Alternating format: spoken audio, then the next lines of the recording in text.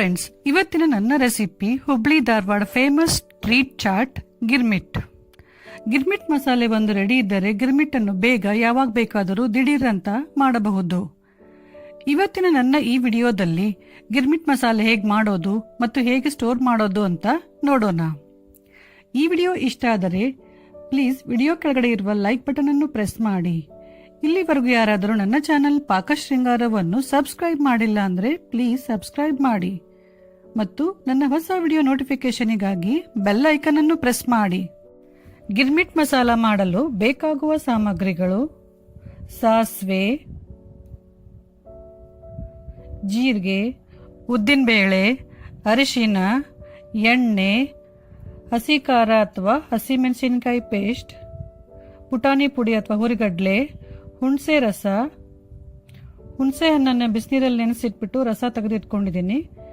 Next cut ಮಾಡಿದ ಕೊತ್ತಂಬರಿ ಸೊಪ್ಪು, ಕರಿಬೇವು ಸೊಪ್ಪು, ಸಣ್ಣದಾಗಿ ಕಟ್ ಮಾಡಿರುವಂಥ ಈರುಳ್ಳಿ. ಇಲ್ಲಿ 3 ಈರುಳ್ಳಿ ತೊಗೊಂಡಿದ್ದೀನಿ ನಾನು, ಸಣ್ಣದಾಗಿ ಕಟ್ ಮಾಡಿಟ್ಕೊಳ್ಳಿ.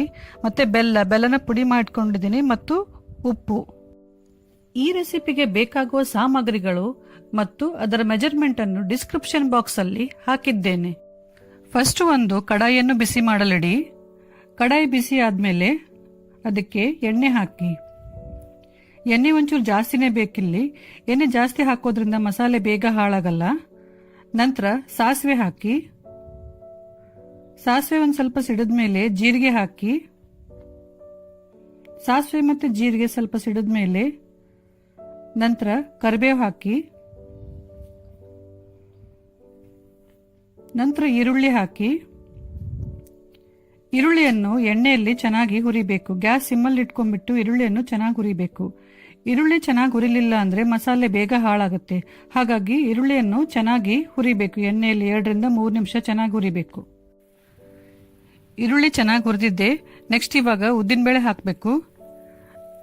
ಉದ್ದಿನಬೇಳೆ ಹಾಕ್ಬಿಟ್ಟು ಅದನ್ನು ಕೂಡ ಈರುಳ್ಳಿ ಜೊತೆ ಚೆನ್ನಾಗಿ ಹುರಿಬೇಕು.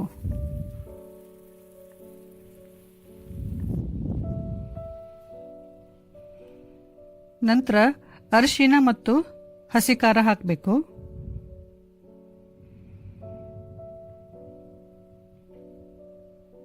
ಹಸಿ ಖಾರ ಮತ್ತು ಅರಿಶಿನ ಎಣ್ಣೆಯಲ್ಲಿ ಚೆನ್ನಾಗಿ ಈರುಳ್ಳಿ ಜೊತೆ ಹುರಿಬೇಕು.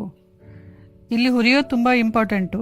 ಯಾಕಂದ್ರೆ ಚೆನ್ನಾಗಿ ಹುರಿಲಿಲ್ಲ ಅಂತಂದ್ರೆ ಮಸಾಲೆ ಬೇಗ ಹಾಳಾಗುತ್ತೆ. ಹಾಗಾಗಿ ಗ್ಯಾಸ್ ಸಿಮ್ಮಲ್ಲಿ ಇಟ್ಕೊಂಡ್ಬಿಟ್ಟು ಚೆನ್ನಾಗಿ ಹುರಿಬೇಕು.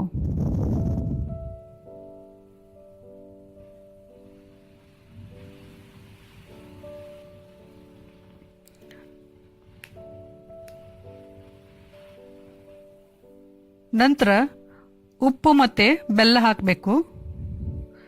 ಹಾಕ್ಬಿಟ್ಟು ಅದನ್ನು ಕೂಡ ಚೆನ್ನಾಗಿ ಮಿಕ್ಸ್ ಮಾಡಬೇಕು.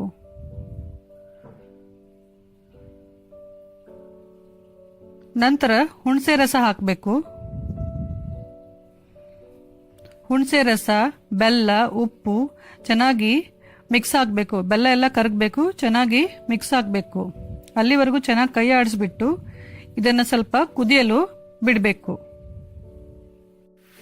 ಈಗ ಮಸಾಲೆ ಚೆನ್ನಾಗಿ ಕುದ್ದಿದೆ. 2 ರಿಂದ 3 ನಿಮಿಷ ನಾನು ಮಸಾಲೆಯನ್ನು ಕುದಿಸಿದ್ದೇನೆ. ಈ ಥರ ಎಣ್ಣೆ ಎಲ್ಲ ಬಿಟ್ಕೊಂಡ್ ಬರ್ತಾ ಇದೆ. ಇವಾಗ ಇದು ಚೆನ್ನಾಗಿ ಕುದ್ದಿದೆ.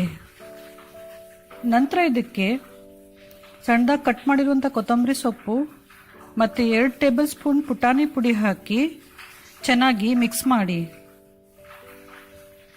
1 ನಿಮಿಷ ಮಾತ್ರ ಕೈ ಆಡಿಸಿ, ಜಾಸ್ತಿ ಹೊತ್ತು ಬಿಡಬೇಡಿ. ಚೆನ್ನಾಗಿ ಕೈ ಆಡಿಸಿದ ಮೇಲೆ ನಂತರ ಗ್ಯಾಸ್ ಆಫ್ ಮಾಡಿಬಿಟ್ಟು ಮಸಾಲೆಯನ್ನು ಅದರಲ್ಲೇ ಬಿಡಬೇಕು. ಕಡಾಯಿಯಲ್ಲಿ ಫುಲ್ ತಣ್ಣಗಾಗಬೇಕು ಮಸಾಲೆ. ಅಲ್ಲಿವರೆಗೂ ಅದು ಕಡಾಯಿಯಲ್ಲೇ ಇರಬೇಕು. ಮಸಾಲೆ ತಣ್ಣಗಾದ್ಮೇಲೆ ಇನ್ನೊಂದು ಸ್ವಲ್ಪ ಗಟ್ಟಿ ಆಗುತ್ತೆ ಅದು. ಈಗ 1 ಗಂಟೆ ಆಗಿದೆ ನಾನು ಗ್ಯಾಸ್ ಆಫ್ ಮಾಡಿಬಿಟ್ಟು. ಈ ಗಿರ್ಮಿಟ್ ಮಸಾಲೆ ಫುಲ್ ತಣ್ಣಗಾಗಿದೆ. ಈ ತಣ್ಣಗಾಗಿರೋ ಗಿರ್ಮಿಟ್ ಮಸಾಲೆಯನ್ನು ಏರ್ಟೈಟ್ ಡಬ್ಬದಲ್ಲಿ ಹಾಕಿ 1 ವಾರ ಫ್ರಿಜ್ಜಲ್ಲಿ ಇಟ್ಕೊಂಡ್ಬಿಟ್ಟು ಯೂಸ್ ಮಾಡ್ಬೋದು. ಸೊ ಫ್ರೆಂಡ್ಸ್, ಈಗ ಸ್ಪೈಸಿ ಅಂಡ್ ಟೇಸ್ಟಿ ಗಿರ್ಮಿಟ್ ಮಸಾಲೆ ರೆಡಿ ಆಗಿದೆ. ಈಗ ನೀವು ಯಾವಾಗ ಬೇಕಾದರೂ ಗಿರ್ಮಿಟ್ ಅನ್ನು ಮಾಡಿಕೊಂಡು ತಿನ್ಬಹುದು.